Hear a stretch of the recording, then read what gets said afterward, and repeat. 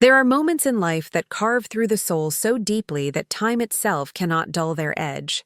I used to believe love was a shelter, that a home shared between two hearts could protect you from every storm outside. But storms don't always come from beyond the walls. Sometimes they rise quietly inside them, disguised as warmth, disguised as family. The night my husband's brother stayed over, everything I thought I knew about loyalty, trust, and the fragility of desire collapsed under the weight of a single, irreversible mistake.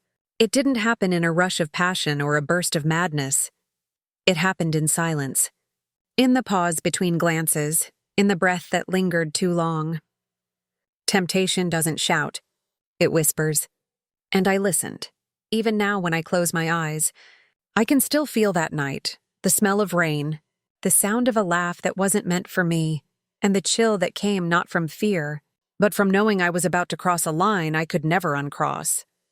Before we go any deeper, I want to be honest. My heart sank when I saw that almost 90% of those who listen to these stories never subscribe. If you truly connect with these stories, if they make you feel something real, please take a moment to like and subscribe. That one small click keeps this work alive and keeps voices like mine from fading into silence. If you've ever stood on the edge of something forbidden, you'll understand what it means to want and to hate that wanting all at once. What you're about to hear isn't just a confession. It's a memory I've tried to bury for years, a memory that refuses to stay silent. So stay, listen, share this moment with me. Maybe you'll see a part of yourself here too, fragile, flawed, but still human. The evening he arrived, the air felt heavier than usual, as if the house itself was holding its breath. It had rained all afternoon, leaving the scent of wet earth lingering through the open kitchen window. I remember wiping my hands on a towel, hearing the low hum of his car pulling into the driveway, and feeling a small, inexplicable tremor run through me. It wasn't excitement, not exactly, more like a ripple of something unfamiliar moving beneath the calm surface of my day. When I opened the door, there he was, framed in the fading light, his smile carrying the same easy charm that my husband once had before the years dulled it. He said my name softly, as though testing how it would sound in his mouth after so long. My husband came down the hall, calling out his brother's name with the kind of warmth that made my chest tighten. They embraced, laughing, their voices colliding in a nostalgia I couldn't enter. I stood a step behind, watching the echo of their childhood fill the house. It should have been comforting. Instead, I felt the smallest crack form in the quiet part of me that had been asleep for years. Dinner was simple: roasted chicken, wine, the kind of meal that pretends to mean nothing but holds the weight of unspoken things. The conversation flowed easily between them, stories about their parents, a shared memory of sneaking out as boys. I smiled when expected, laughed at the right moments, but my mind drifted. Every so often, I felt his eyes on me, just a second too long, a pause between words. It was subtle, harmless to anyone else, but it struck something inside me. A flicker, a question I didn't know how to silence. When my husband got up to take a call, his brother leaned back in his chair and looked at me with an expression I couldn't read.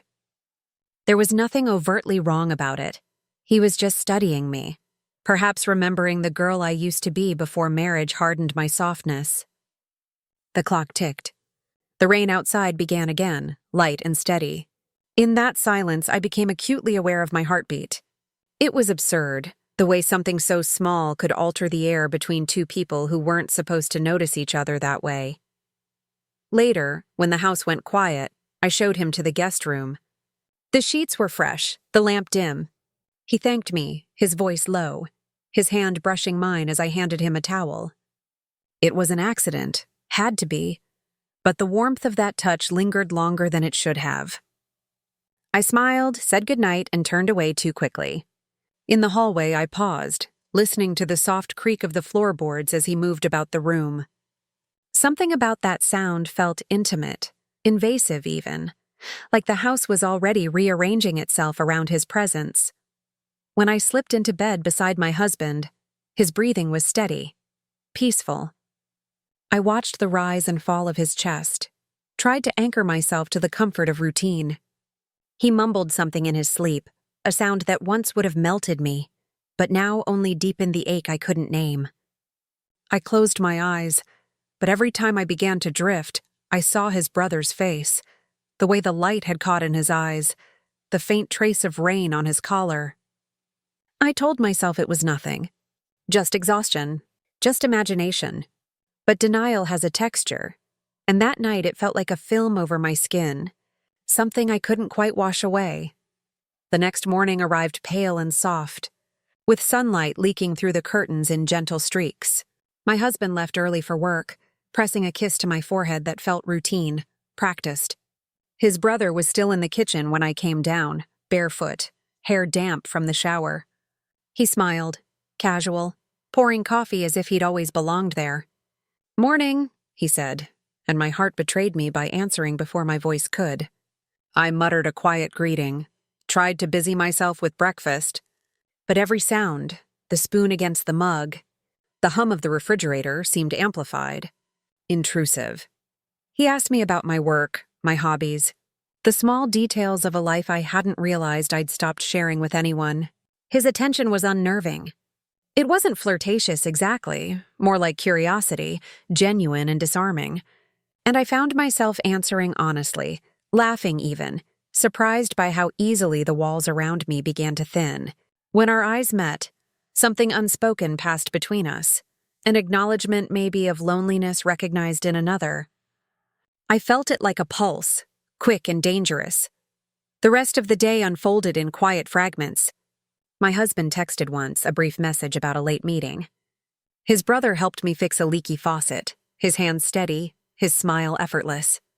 The space between us grew smaller, not physically, but in the way silence can draw people closer when they both know it shouldn't.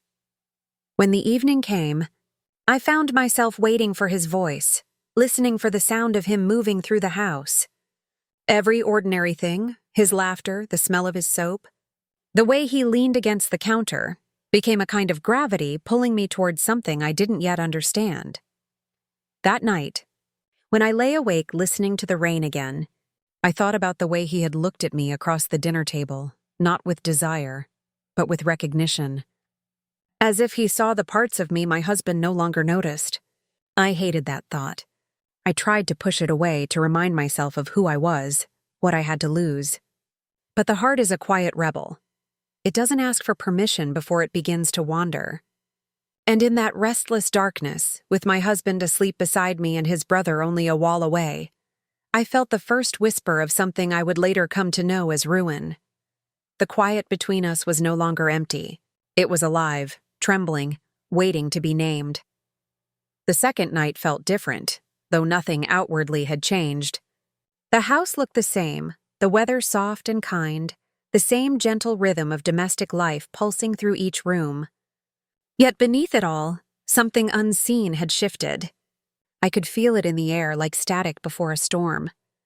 My husband came home later than usual, tired and distracted, but pleased to have his brother around.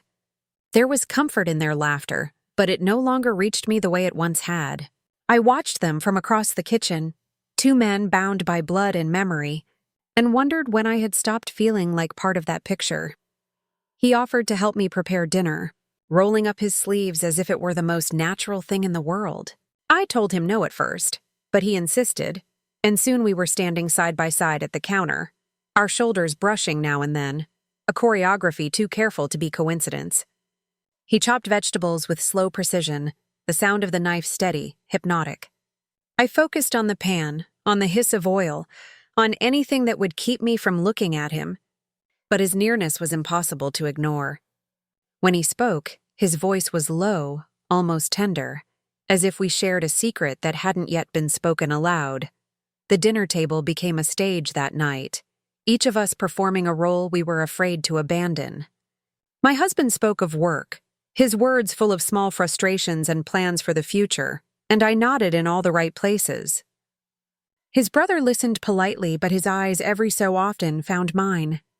They lingered, and though no one else noticed, I felt the weight of every glance. It wasn't lust, not yet, but it carried the tension of something unspoken, something about to be born. At one point, My husband excused himself to take a call. The moment the door closed behind him, the air changed. Silence, sudden and thick.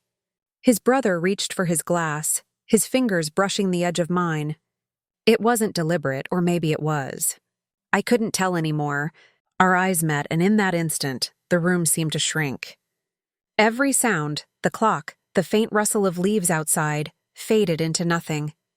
There was only the space between us, alive with the dangerous thrill of awareness. I should have pulled away. I should have said something to break the spell. But I didn't. I stayed there, frozen, caught in the gravity of something that felt inevitable. He was the first to look away, clearing his throat, a faint tremor in his hand as he lifted the glass. When my husband returned, I pretended to be busy, pretending so hard that the effort itself felt like betrayal. After dinner, we moved to the living room, a movie playing softly in the background. The light was dim, the kind that hides more than it reveals. My husband stretched out on the couch, his head heavy against my shoulder, and soon his breathing slowed into the rhythm of sleep. His brother sat on the other end, silent, watching the flickering images on the screen. My heart pounded so loudly I was sure he could hear it. The movie blurred into shapes and color, the sound reduced to a hum beneath the pulse in my ears. He turned his head, just slightly, and for a moment our eyes met across the dim room. It was a glance so fleeting it could have been imagined, yet it felt monumental. My husband stirred beside me, shifting in his sleep, and I swallowed the breath I hadn't realized I was holding. His brother stood then, muttering something about turning in for the night, his voice roughened by something I couldn't name. He paused at the doorway, and though he didn't look back, I could feel him hesitating, caught as I was, in the fragile line between guilt and desire. When he was gone, I sat there for a long time, the credits rolling in silence. My husband's head was still against my shoulder, his warmth familiar, comforting but distant. I ran a hand through his hair, a gesture that used to bring me peace, and felt nothing but emptiness. The guilt crept in quietly, wrapping itself around me like a second skin. What was wrong with me? Why did I feel more alive in a moment of forbidden silence than in years of loyal love? I went to bed before he woke. Lying there in the dark, I listened to the faint sounds of the house settling, the rain starting again outside, and somewhere down the hall, the quiet movement of another restless soul. I imagined him standing by the window, the glow of streetlight touching his face, his thoughts tangled with mine. The distance between our rooms felt smaller than the space between my heart and my conscience. Sleep wouldn't come. Each time I closed my eyes, I saw the flicker of his gaze, the small tremor in his hand, the unspoken apology that lived inside it. I told myself it was harmless, that I was strong enough to control it. But strength is fragile when it's untested, and desire, once awakened, is patient.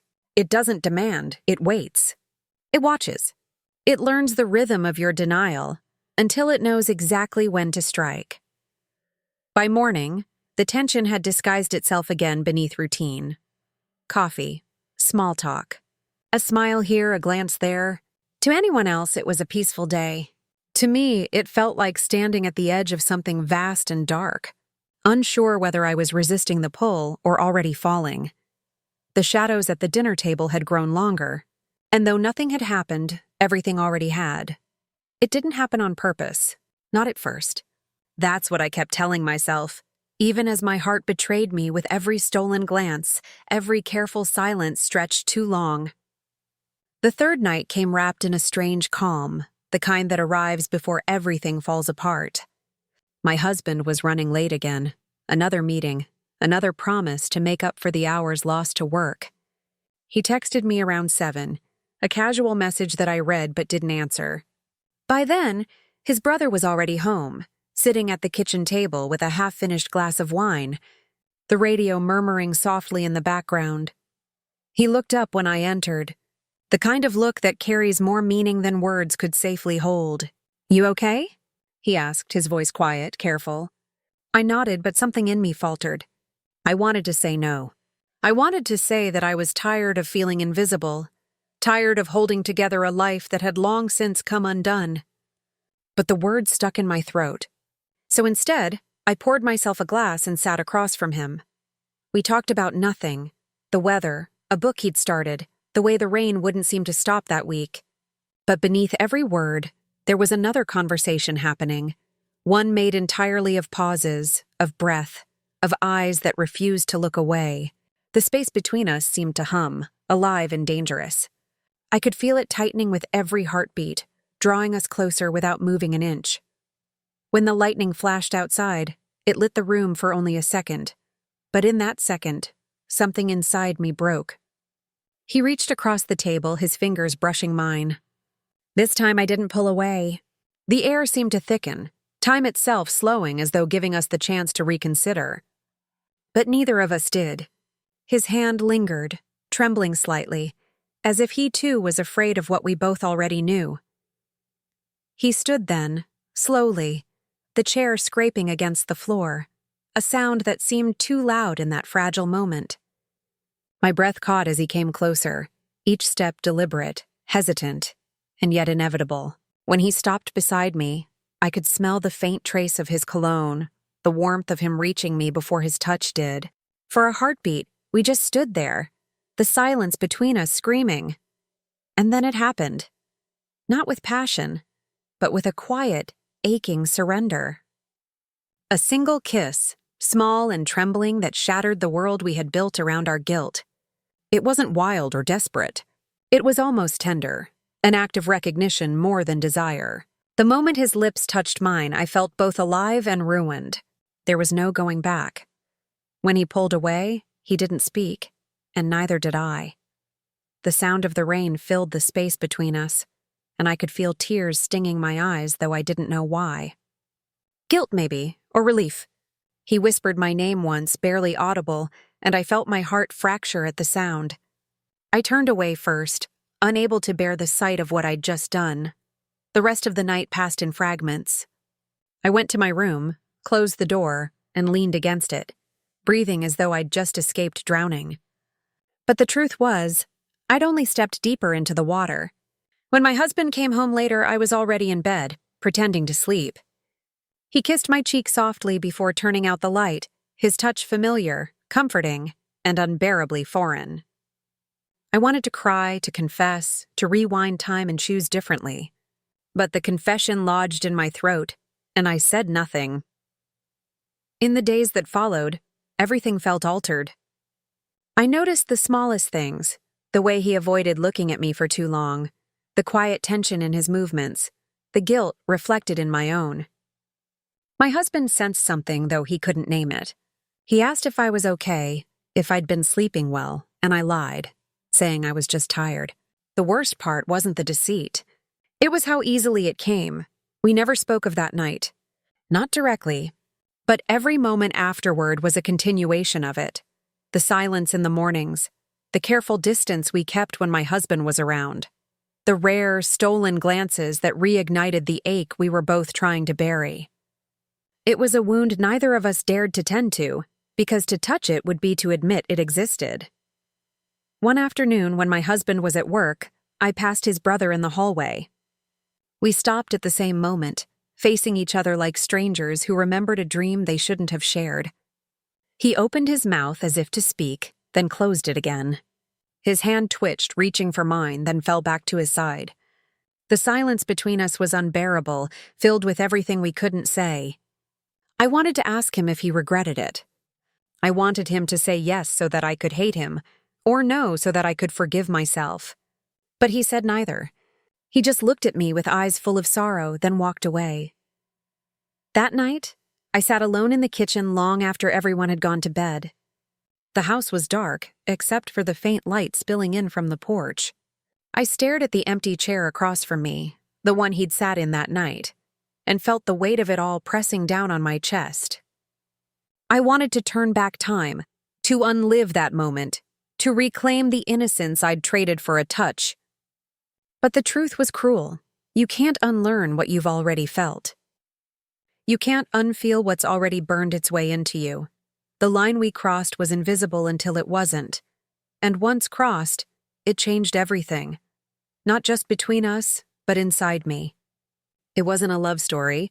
It wasn't even lust, not really. It was loneliness reaching for recognition, pain mistaking itself for comfort. But whatever it was ours. And it would haunt us both in ways we hadn't yet begun to understand. Morning light is cruel. It doesn't care what it exposes, doesn't flinch when it uncovers the wreckage we try to hide beneath the dark.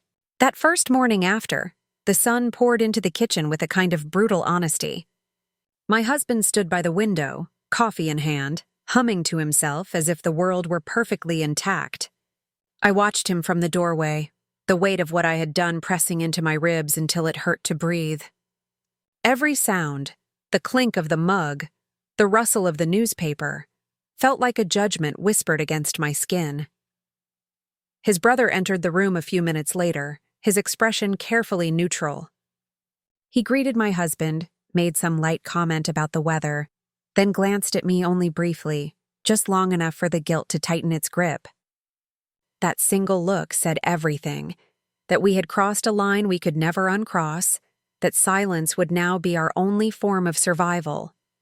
My husband laughed at something one of us said, his voice warm and familiar, and the sound cut through me like glass.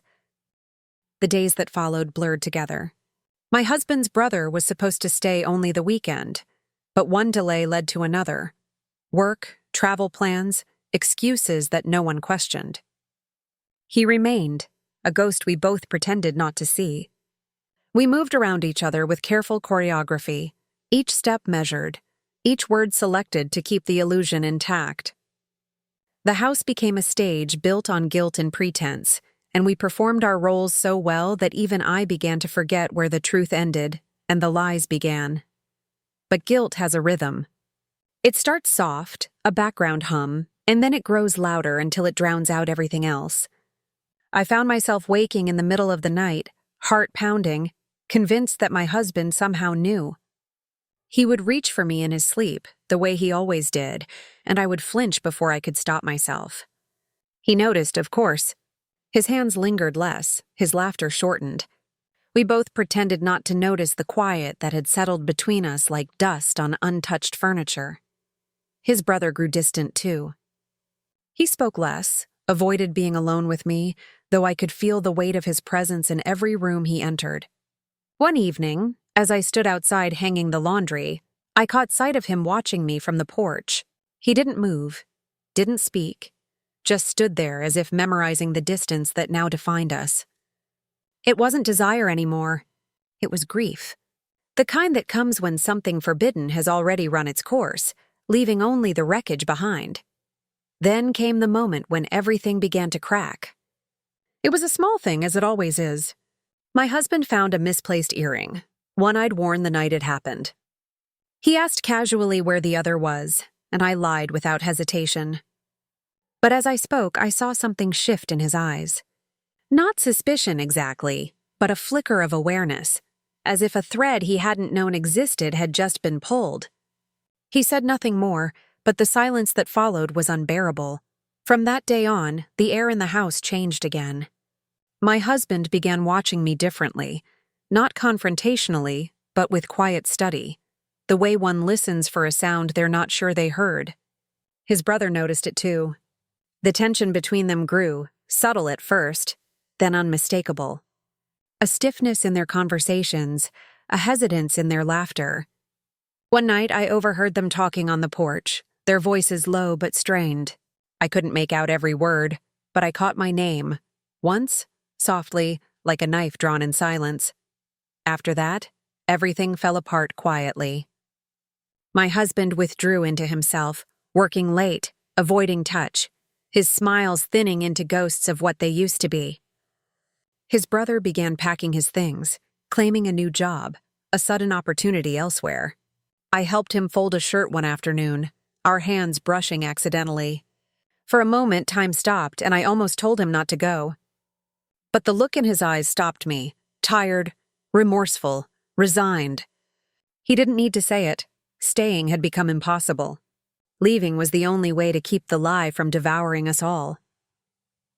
The morning he left, the sky was overcast. He hugged my husband tightly, promised to call soon, and then turned to me. The goodbye was polite, formal, too careful.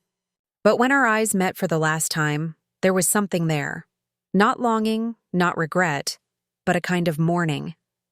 We had both destroyed something sacred, and now we were standing among the ruins, pretending we couldn't see them.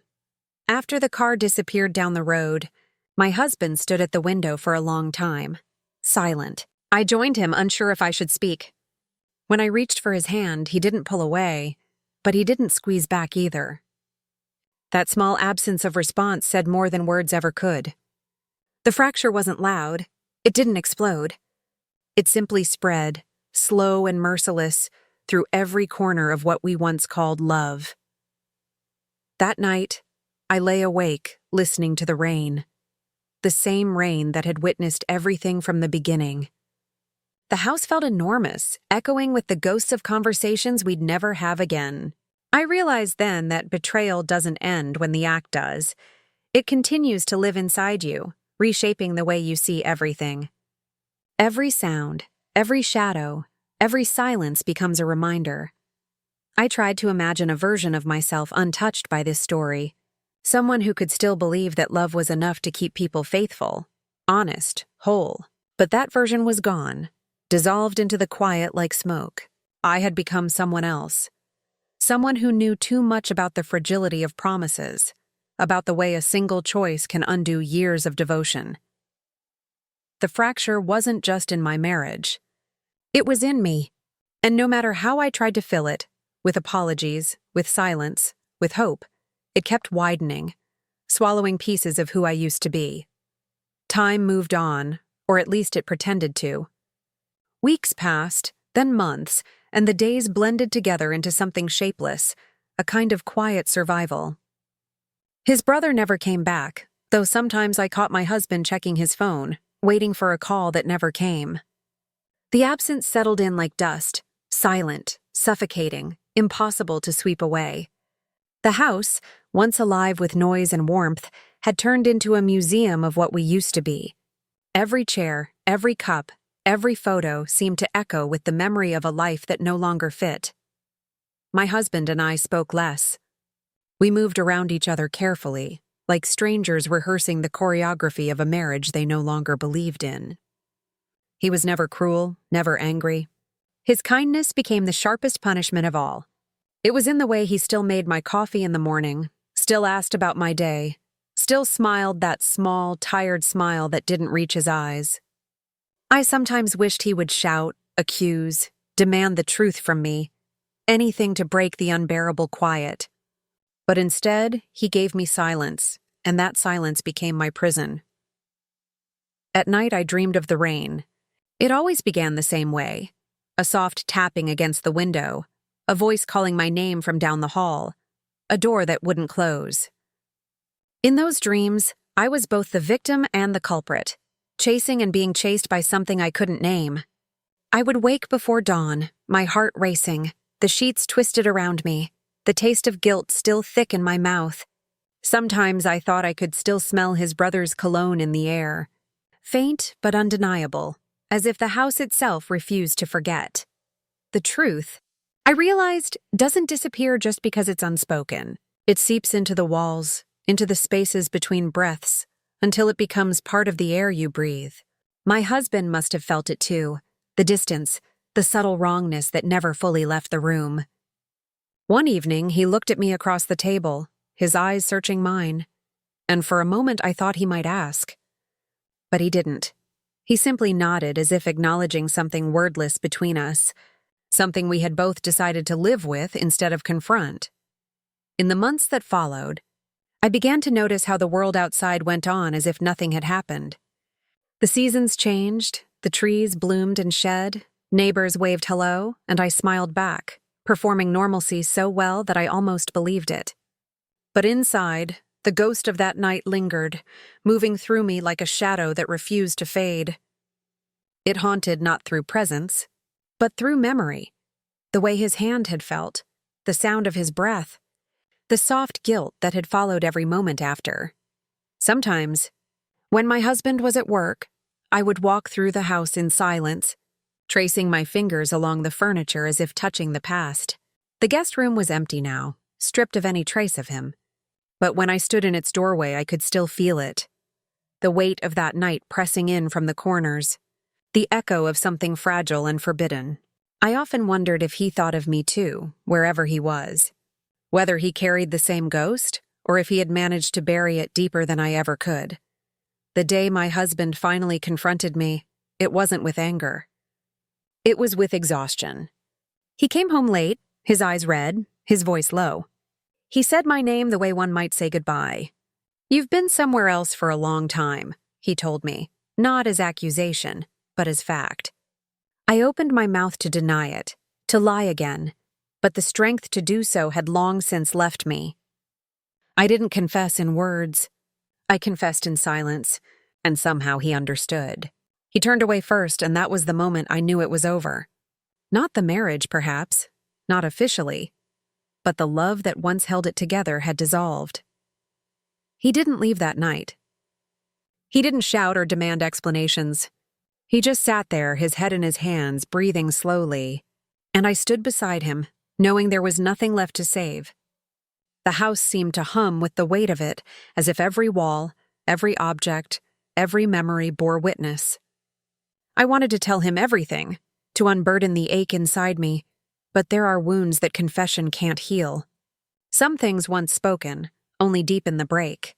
After that, we existed together, not as lovers, but as two people who shared a history too heavy to abandon.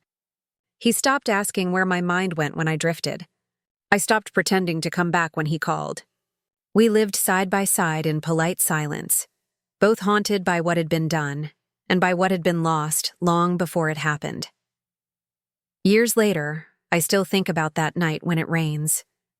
It's never the act itself that returns. It's the feeling that led to it.